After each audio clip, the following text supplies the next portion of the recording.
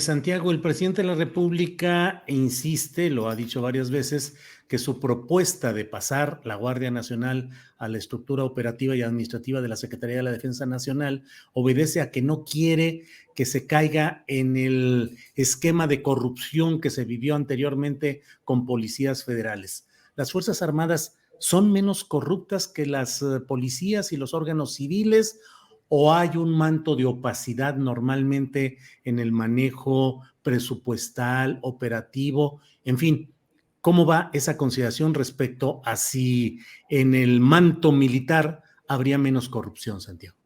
La experiencia, Julio, de los organismos de derechos humanos civiles en México más bien ha sido el segundo escenario que planteas, que la opacidad que rodea a las Fuerzas Armadas nos impide conocer fehacientemente si en efecto tienen prácticas más honestas y si en efecto respetan más los derechos humanos. Nuestra impresión es que no, y la ausencia de controles civiles externos robustos confirma esa suposición o la alimenta al menos, Julio. Y lamentablemente no estamos exentos de casos de corrupción que involucran elementos de las Fuerzas Armadas. La construcción de las bardas del aeropuerto de Texcoco es un buen ejemplo de ello. La manera en que se ha acudido a factureras falsas es otro. Si hablamos de derechos humanos, pues recientemente hemos tenido un avance en el esclarecimiento de lo ocurrido en Ayotzinapa, que da cuenta de lo que ha sido la historia reciente del ejército en el país. Entonces, no estamos en una condición en la que podamos confiar a ciegas en las Fuerzas Armadas, en su honestidad y su compromiso con los derechos humanos.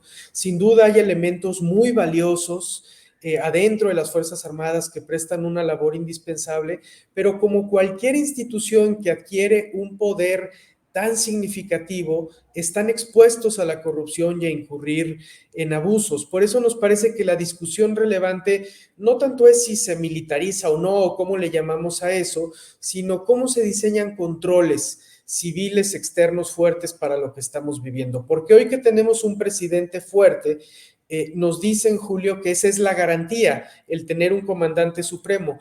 Pero la pregunta es, suponiendo que eso fuera así, ¿qué pasa después de 2024? ¿O qué pasa más adelante cuando otra opción política gobierne el país? ¿Vamos a poder volver a introducir a las Fuerzas Armadas a un orden constitucional en el que se subordinen a las autoridades civiles? A nosotros nos parece que ese es el tipo de preguntas que debemos estarnos planteando ante tanto fortalecimiento de la institucionalidad castrense que hemos tenido.